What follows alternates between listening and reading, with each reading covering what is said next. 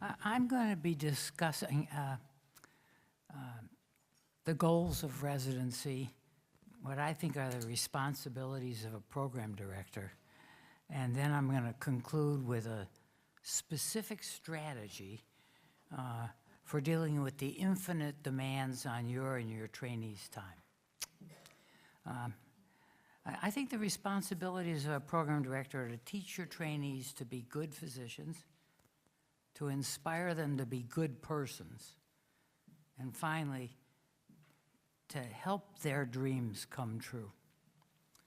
I think a good physician is one who can quickly establish rapport and trust with patients, one who can tell who is sick and who is really sick, one who is comfortable in asking for help, one who's willing to admit when they don't know. Moses Maimonides said more than a millennium ago, "Teach thy tongue to say, I do not know, and thou shalt progress." And I think that's pretty good advice even today. And finally, a good physician, having admitted they don't know, is vigorous in trying to learn.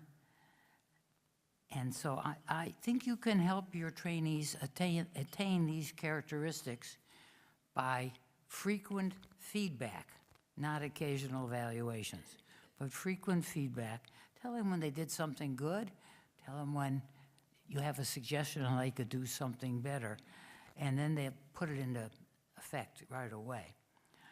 I think it's important that you be comfortable admitting to them when you don't know. That gives them the confidence to say, hey, it's okay. He doesn't know. Maybe it's all right if I don't know. And so I think that's very important. And then I think you have to praise the trainees when they do pursue knowledge and bring it back and share it with the group. So if they're really not just saying, oh, I don't know, they're going to try and find out. And finally, I think it's very valuable to encourage your trainees to teach. Because nothing makes it clearer that you really do not understand the topic than trying to teach it. Now, your trainees will be better persons if you are clear in stating that you expect them to take good care of their peers as well as their patients. And your choice of chief residence is crucial. A kind and nurturing chief is better than one who is all-knowing, competitive, and judgmental. I often told my residents that the thing that made me most proud in my program was that 2, 3, 4 times a year, somebody or a resident would come to see me and say, you have to send so-and-so home, one of their peers. And I'd say, well, why do I have to send them home? And they'd say, his father's sick. He doesn't want to go home. He doesn't want to ask anybody else to cover.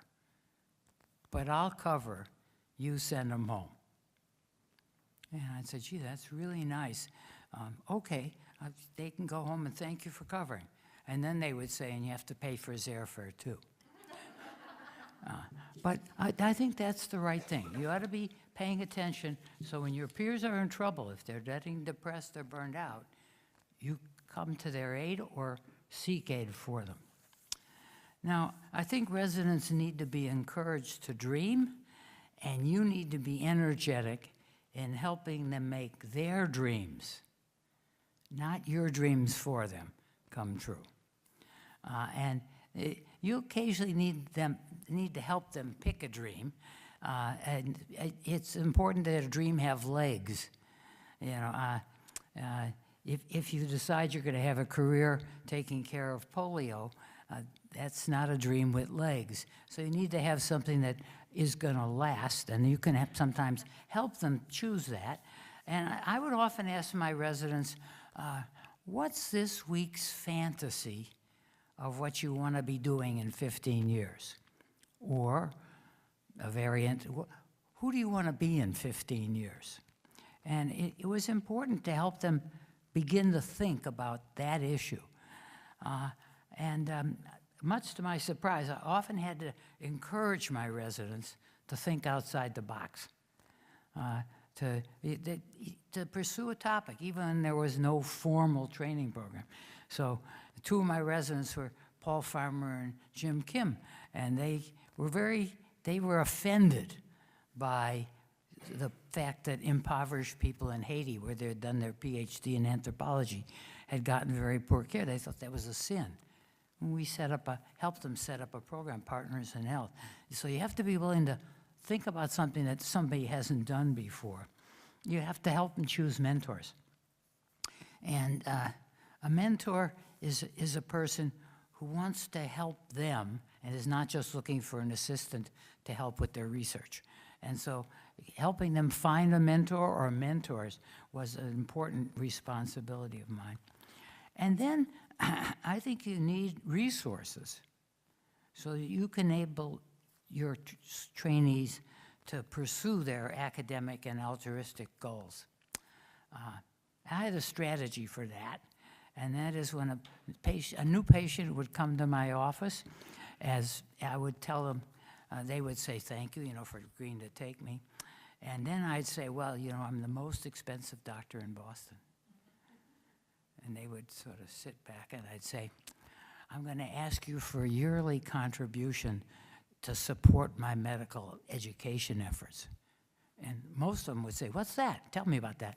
And I never mentioned it to them again, but about 80% gave me a yearly contribution. And this allowed me to bankroll my trainees' dreams. I think it's really important to have resources to be able to say when somebody wants to do something, you can do something. When I retired, I actually had about $15 million in that pot to support my residents.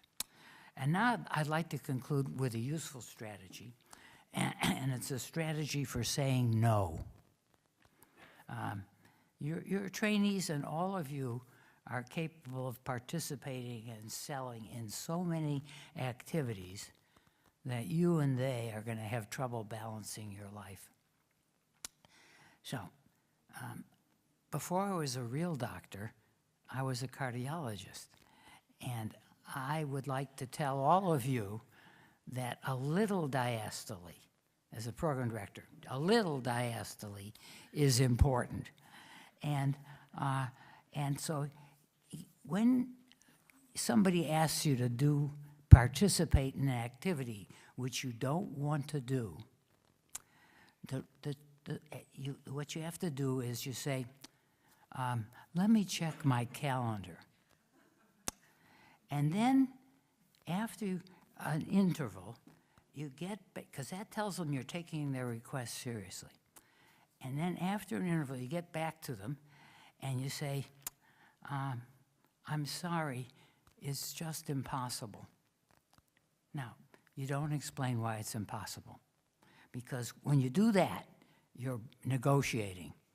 And eventually they'll end up doing whatever it is they asked you. So you don't do that. So actually, when Joan Lowe asked me to extend this 10-minute talk that I agreed to give into 45 minutes, I told her I'd have to check my calendar. I'm sorry, Joan, it's just impossible.